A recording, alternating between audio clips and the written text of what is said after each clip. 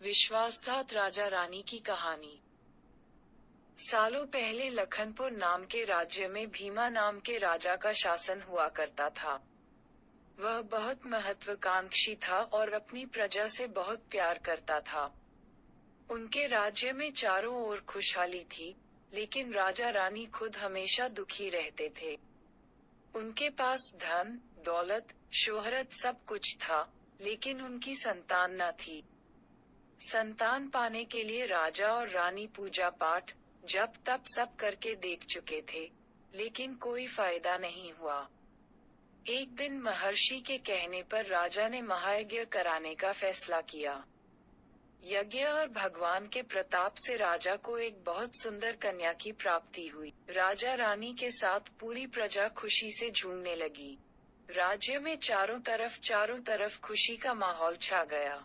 राजा ने सारे नगर वासियों को पिता बनने की खुशी में भोज पर आमंत्रित किया। धीरे धीरे समय बीतने लगा। राजकुमारी बड़ी होने लगी। वह काफी सुंदर और गुणवान थी।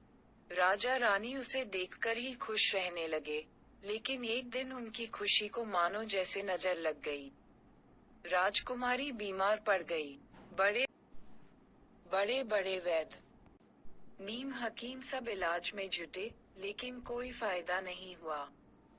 दिन प्रतिदिन राजकुमारी की हालत बिगड़ती जा रही थी। राजकुमारी के ऊपर कोई दवा असर नहीं कर रही थी। राजा को लगने लगा कि एक बार वे फिर निसंतान हो जाएंगे।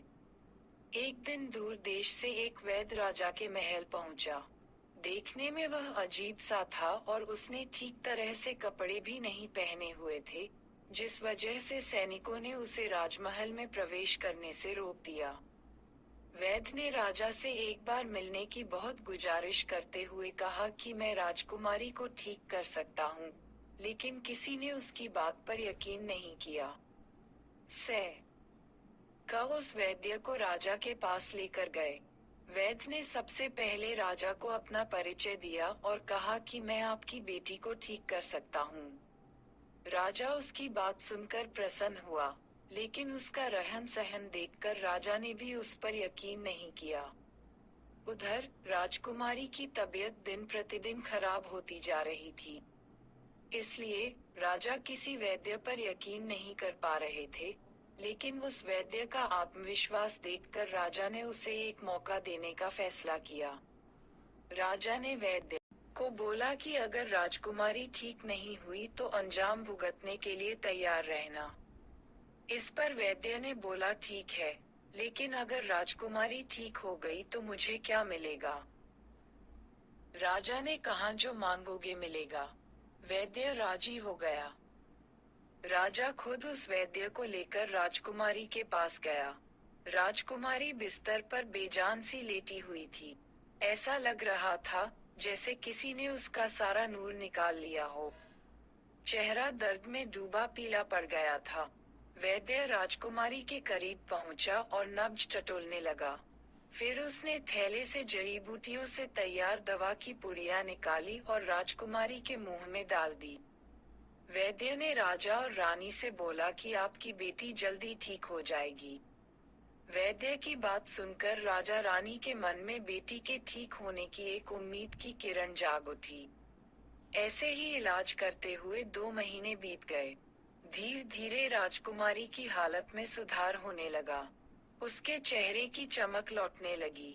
राजा रानी के चेहरे की खुशी भी झलकने लगी। एक दिन वैद्य ने राजा से कहा, महाराज, राजकुमारी अब ठीक हो गई हैं।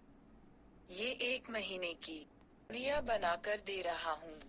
इसे समय पर राजकुमारी को देते रहना। इसके बाद राजकुमारी पूरी तरह स्वस्थ हो जाएंगी। ये बीमारी दोबारा उनके पास भी नहीं भटकेगी। अगले दिन राजा ने वैद्य को अपने पास बुलाया और कहा कि वादे के मुताबिक मैं तुम्हें तुम्हारा इनाम देना चाहता हूँ। बताओ तुम्हें क्या चाहिए? वैद्य बोला, सोच लीजिए राजा जी, आप अपने वादे पर कायम रह पाएंगे। राजा ने बोला, तुमने मेरी बेटी को स्वस्थ किया है, बोलो क्या मांगते हो? वैद्य ने मुस्कुराते हुए कहा, आपका आधा राज्य और बेटी का हाथ। इतना सुनते ही राजा आग बबूला हो गया। उसने कड़कते हुए कहा, तुम होश में तो हो? अगर तुमने मेरी बेटी के प्राणों की रक्षा न की होती तो तुम अब तक यमलोक पहुंच गए होते। उसने सैनिकों को आदेश दिया कि इसे राज्य से बाहर निकाल दिया जाए। वैद्य कुटिलता से मुस्कुराते हुए वहां से चला गया। इस घटना के कुछ दिन ही बीते थे कि एक दिन फिर राजकुमारी की हालत बिगड़ गई। उसका शरीर नीला पड़ गया। आनन फानन में राजवैद्य को बुलाया गया। राजवैद्य ने बताया कि राजकुमारी को जहर दिया गया है। इसका तोड़ किसी के पास नहीं है। कुछ देर बाद राजकुमारी ने दम तोड़ दिया। पूरे राज्य में मातम छा गया। राजा रानी शोक में डूब गए। छानबीन में पता चला कि वैद्य ने राजकुमारी को 1 महीने खाने के लिए जो पुड़िया दी थी, उनमें से ही एक पुड़िया में जहर था। वैद्य को पहले ही शक था कि राजा उसकी बात नहीं मानेगा, इसलिए उसने एक पुड़िया में जहर भर कर रखा था। उसने सोचा कि अगर राजा शादी के लिए मान जाता है, तो वह जहर वाली पुड़िया हटा देगा, लेकिन अगर नहीं माना तो इसकी सजा राजकुमारी को भुगतनी होगी। वैद्य की चाल कामयाब हो गई। कहानी से सीख: अगर किसी से कोई वादा किया है, तो उसे पूरा जरूर करना चाहिए।